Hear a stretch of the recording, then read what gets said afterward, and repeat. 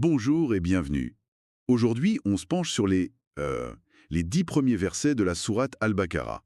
C'est la plus longue du Coran, et on s'appuie sur un document, Tafsir éclair, pour comprendre ces versets fondateurs. Il pose d'emblée en fait une distinction assez nette entre trois groupes.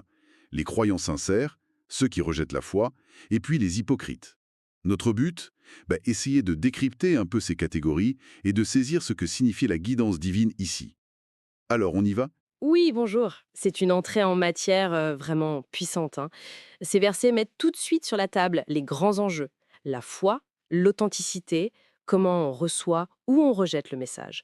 Ça nous interpelle directement sur ce que croire veut dire. Absolument. Le tout premier verset, il commence avec ces lettres un peu mystérieuses.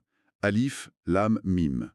Qu'est-ce que le commentaire classique, celui d'Ibn Kathir dans notre source, nous en dit? Alors, selon Ibn Kathir, et c'est un point important, leur signification exacte, seul Allah la connaît. C'est une forme d'humilité face au texte, mais certains y voient aussi une sorte de défi. Si vous voulez, le Coran utilise ces mêmes lettres connues de tous, mais il forme un texte inimitable. C'est vu comme un signe de son origine divine. Ah ouais, cette idée du défi avec des lettres communes, c'est une interprétation forte.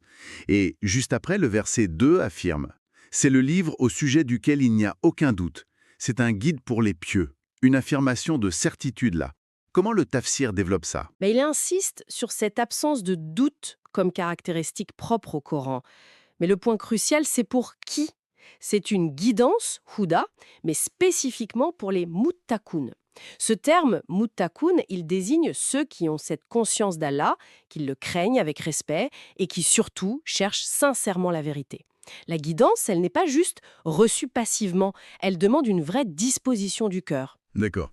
Donc la guidance serait en quelque sorte conditionnée par cette réceptivité, cette piété. C'est pas une offre qui marche pour tout le monde automatiquement. C'est exactement ça.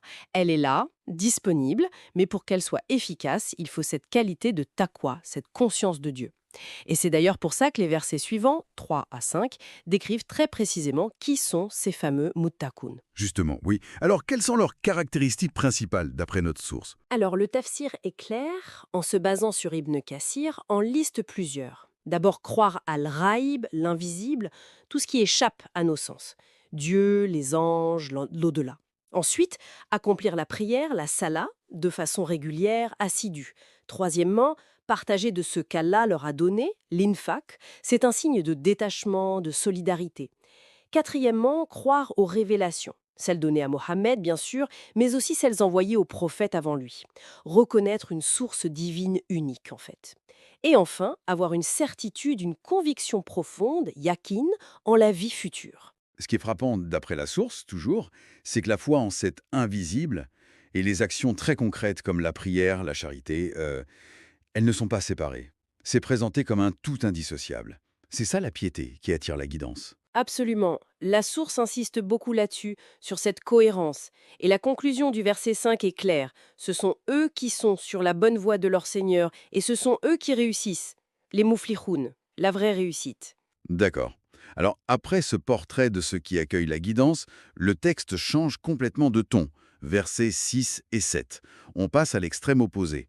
Ceux qui s'obstinent dans le refus. Oui, là on parle de ceux qui, selon Ibn Kathir, se sont volontairement enfermés dans le coufre, le rejet. Le texte dit que, qu'on les avertisse ou non, pour eux, ça ne change rien. Leur choix est fait. Et la conséquence décrite est forte. Allah scelle leur cœur, leur oui, et met un voile sur leur vue. Ce scellement, ça peut paraître un peu dur, non? Est-ce que c'est vu comme une décision arbitraire de Dieu? Important.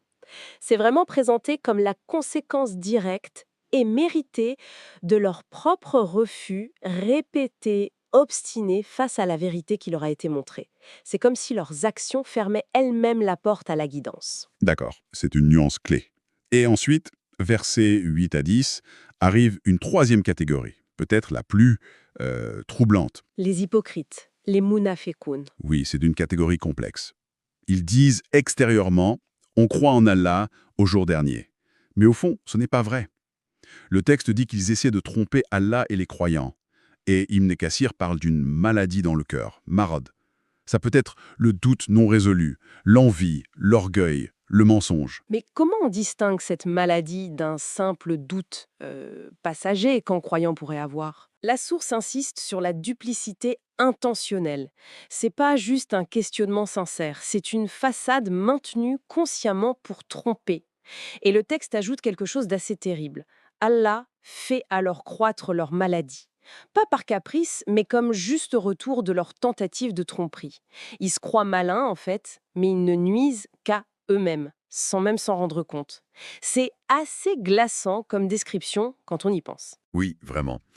Ces trois portraits, le croyant engagé, le négateur obstiné, l'hypocrite, dessinés il y a si longtemps, ils résonnent encore fortement aujourd'hui, non? Ces versets suggèrent que le Coran, c'est pas juste un livre à étudier, c'est une force de guidance active, vivante, pour qu'il l'aborde avec un cœur sincère. Tout à fait. La description des muttaqoun, elle fonctionne un peu comme un miroir pour notre propre introspection spirituelle. C'est un idéal. Et les avertissements contre le rejet volontaire ou la duplicité, ça touche à des aspects constants de la nature humaine. La grande question que ça soulève, c'est celle de l'authenticité de la foi, au-delà des simples apparences.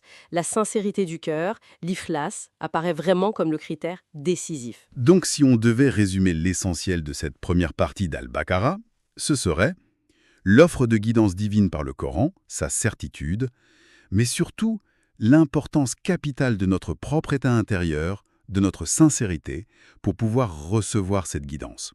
La foi, c'est bien plus qu'une simple conviction intellectuelle en fait. C'est une dynamique, oui, un état du cœur qui doit se traduire en actes, un engagement complet, une lumière pour nous guider, pour reprendre une image coranique fréquente. Et du coup, ça nous laisse peut-être avec une question pour réfléchir. Si cette guidance est surtout pour les muttaqoun, ceux dont le cœur est prêt, sincère, comment on fait concrètement pour cultiver cette réceptivité intérieure, cette piété attentive, dans un monde souvent très bruyant, plein de distractions, qui nous tire dans tous les sens? C'est peut-être là que le véritable effort commence.